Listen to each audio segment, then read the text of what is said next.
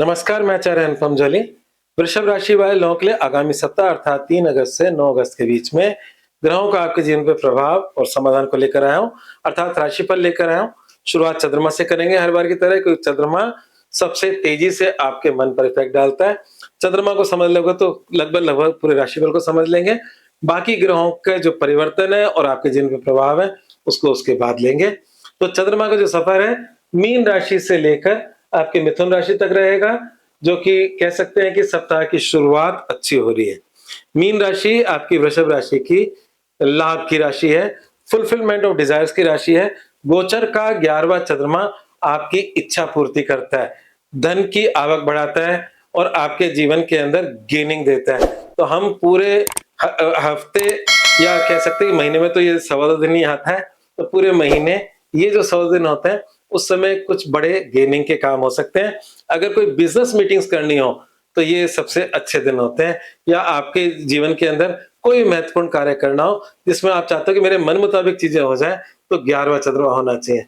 तो 11वें चंद्रमा से आपके सप्ताह की शुरुआत हो रही है, परंतु ये चंद्रमा चेंज हो जाएगा 4 तारीख की रात्रि को। और जब चंद्रमा चेंज होगा तो वो आपकी राशि से 12वें राशि में आ जाएगा, जहां पर जो कि मेष राशि है। और मेष राशि का चंद्रमा आपके जीवन में कहीं ना कहीं खर्चे, चिंताएं, परेशानियां देता है। इस चीज का ध्यान रखें, व्यर्थ की भागदौड़ दे देता है। तो वो समय रहेगा आपका, अगर मैं मोटे तौर पे कैलकुलेट करूं तो 5 और 6 तारीख, क्योंकि 4 तारीख की रात्रि को आएगा। हम डे टाइमिंग्स में अपनी जिंदगी के सारे काम करते हैं, तो हम ये कह सकते हैं कि मतलब 5 और 6 अगस्त का जो समय है वो आपकी राशि से 12वां चंद्रमा है। महत्वपूर्ण कार्यों को या तो सप्ताह की शुरुआत में कर ले या 6 तारीख के उपरांत कर ले, इतनी सी बात है। इसके बाद 6 अगस्त मतलब के बाद रात्रि 1:53 पे चंद्रमा आपकी स्वयं की राशि मतलब वृषभ राशि में आ जाएगा। और एक बात आपको बताऊं, वृष 12 राशियों में जब भी अपनी राशि में चंद्रमा आता है तो सबको सुख मिलता है, और सबसे ज्यादा सुख किसको मिलता है? वो वृषभ राशि को मिलता है। और वृषभ राशि को क्यों मिलता है? क्योंकि वृषभ राशि में चंद्रमा उच्च का होता है, पहली बात। दूसरी बात, चंद्रमा की जो दक्ष की 27 बेटियां थी, मतलब 27 नक्षत्र हैं, उनमें सबसे ज्यादा प्यार वो रोहिणी को करता है। और वो रोहिणी कहां पड़ता है? आपकी वृषभ राशि में पड़ता है। और वृषभ राशि का चंद्रमा और किसका है? भगवान कृष्ण का है। तो इतनी बातें मैंने बोल दी तो आपको खुश हो जाना चाहिए। इसका मतलब ये हुआ कि आपका जो 7 तारीख है इस और 8 अगस्त है, ये आपका अच्छा जाने वाला है। मतलब करीब करीब 9 तारीख की सुबह तक चंद्रमा यही रहने वाला। तो 7 और 8 आपको बहुत ही पॉजिटिव पावरफुल मिलने वाले हैं, क्योंकि चंद्रमा उच्च का आपकी राशि में होगा। आपकी कल्पनाशीलता उस समय चरम पर होती है, आपकी निर्णय क्षमता आपके चरम पे होती है। तो कोई बड़े निर्णय लेने हो और उस समय अगर हम विचार कर करें तो आपको उसका समाधान भी मिलता है।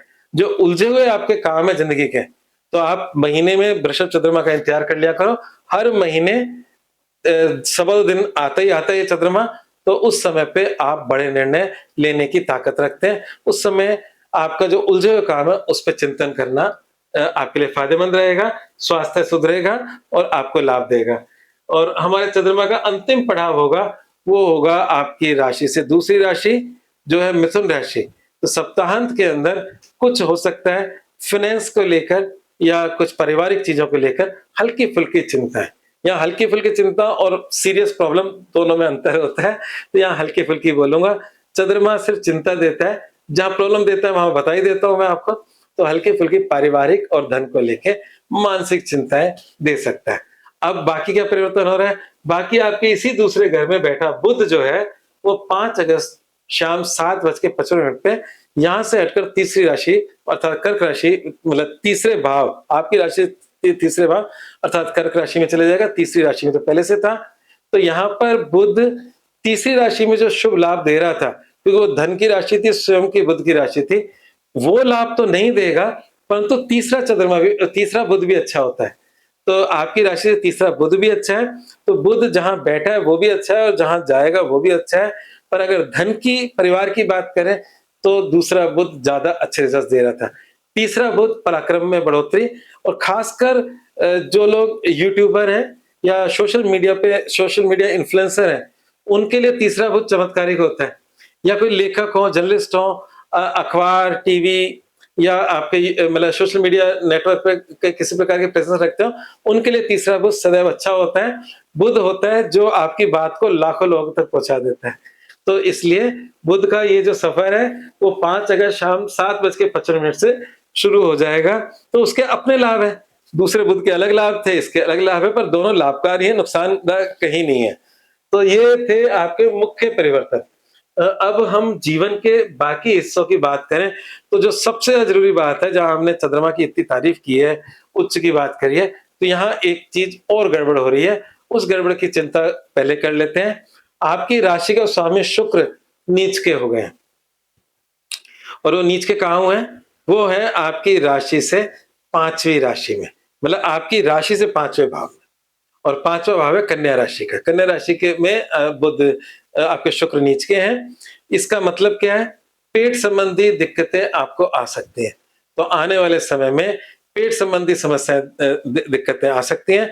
अगर कोई महिला इस समय संतान प्राप्ति की कुछ प्लानिंग कर रहे हो, तो शुक्र को निकल जाने दो, उसके बाद करिएगा। क्योंकि अभी पंचम भाव का जो नीच का शुक्र है, उसमें महिलाओं का कोख भी हम उसी में देखते हैं। तो बी केयरफुल। अभी अगर प्लानिंग कर रहे हो, जो प्लान्ड है उसकी चिंता मत करें, उसमें आप उपाय कर सकते हैं। पर जो जिनकी अभी प्लानिंग सोच रहे हैं आने वाले समय में, तो वहाँ आपको मिसकैरेज या दूसरी परेशानियों का सामना करना पड़ सकता है। तो इसलिए इस शुक्र का उपाय ज़रूर से करें। मैं मतलब इस राशिफल के अंत में आपको शुक्र का उपाय दे दूँगा, परंतु ये एक थोड़ा-सा आपकी राशि के लिए डिसएडवांटेज है इस समय पे। चलिए आगे बात करते हैं स्वास्थ्य के अलावा। तो स्वास्थ्य के अलावा एक चीज़ जो बेहतर आ रही है, शुक्र तो नीच का है, पर आपके सारे ग्रह जो हैं, इसमें से 9 में से 4 ग्रह आपके दूसरे और तीसरे भाव में हैं, जिसमें मंगल, बुध द्वितीय में है और बुध 5 तारीख के बाद चेंज भी हो जाएँगे, परंतु 4 ग्रह आपके मतलब दूसरे और तीसरे भाव में हैं। इसका मतलब ये है कि इस समय आप बड़े निर्णयों को मतलब अंजाम देंगे, आपका पराक्रम बढ़ा रहेगा। और क्योंकि शुक्र नीच का है, तो सोच समझ के निर्णय लीजिएगा। कई बार हम बड़े स्टेप के अंदर नुकसान उठा लेते हैं। तो इस समय 2 टेंडेंसी आपके जीवन में आ रही है। पहली टेंडेंसी आ रही है बड़े स्टेप उठाने की, और दूसरी टेंडेंसी आ रही है आपके राशि स्वामी के नीच के होने की। तो नीच के होने में कभी-कभी निर्णय गड़बड़ हो जाता है। तो इसलिए इस समय पे अगर कोई बड़ा स्टेप उठाने जा रहे हो, तो अपने घर के बुजुर्गों को या किसी कंसल्टेंट से सलाह लेकर ही कुछ करें, जल्दबाजी ना करें।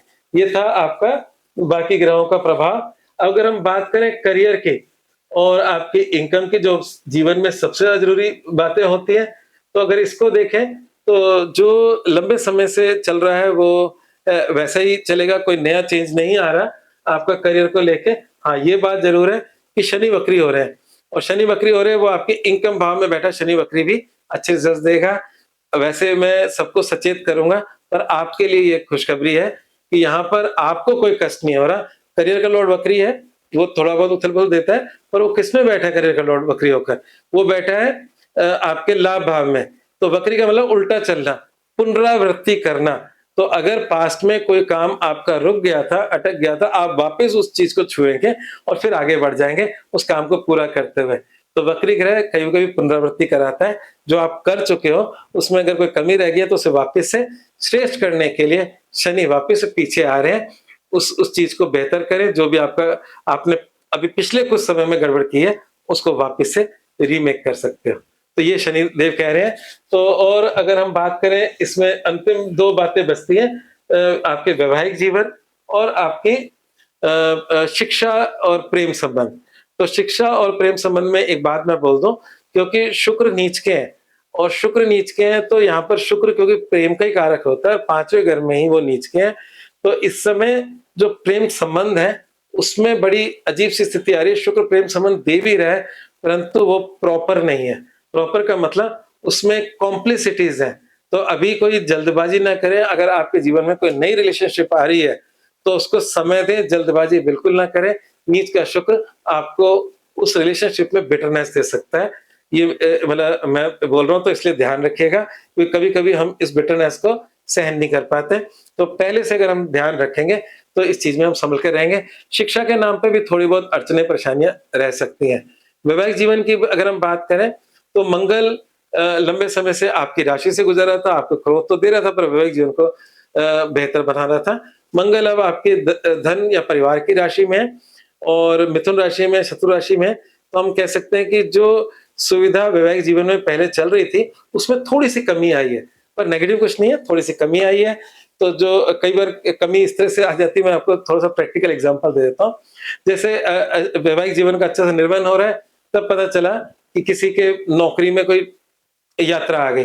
तो एक तरीके से इसको भी हम कमी में जोड़ लेते हैं, कि एक फिज़िकल डिस्टेंस हो गया, तो दोनों पार्टनर्स के बीच में। तो ऐसे बीच-बीच में तो ये तो जीवन है, जीवन में चलता रहता है। तो हल्का-फुल्का जो हमारा वैवाहिक जीवन था, उसमें हल्की-फुल्की कमी आ रही है, पर डिस्टर्बेंस को मैं इतना ज़्यादा नहीं देख रहा। मतलब ये सिर्फ़ वहाँ से बदलाव है, जो पिछला समय था उससे थोड़ा मतलब हम कह सकते हैं कि 19 हुआ है। तो यहाँ पर लगभग-लगभग सारी बातों की हमने चर्चा की है। अब उस फाइनल उपाय पे आ जाते हैं, जो मैं चाहूँगा कि आपको ज़रूर करना चाहिए। क्योंकि शुक्र आपकी राशि का स्वामी नीच का है। ओम द्राम द्रीम द्रौम सः शुक्राय नमः। ये शुक्र का मंत्र है। इसका या तो आप निरंतर जाप करें, डेली करें। कम से कम 1 माला से ज़्यादा करेंगे तो और अच्छी बात है। 1 माला का मतलब 108 मन के। नहीं, तो आप किसी योग्य ब्राह्मण से इसकी जो उपयुक्त संख्या होती है, उसका पूरा अनुष्ठान करा लें, जिससे आपके जीवन के अंदर किसी प्रकार का भय, चिंता से आप मुक्ति पा सको। ठीक है ना? तो शुक्र का उपाय ज़रूर से करें और वैवाहिक जीवन के अंदर किसी प्रकार का डिस्टर्बेंस ना आने दें, क्योंकि शुक्र वैवाहिक जीवन को भी रिप्रेज़ेंट करता है। और मूल मंत्र है वाणी पर संयम रखें, क्योंकि जो मंगल है वो इस समय आपकी वाणी भाग में है। आज बस इतना ही, धन्यवाद।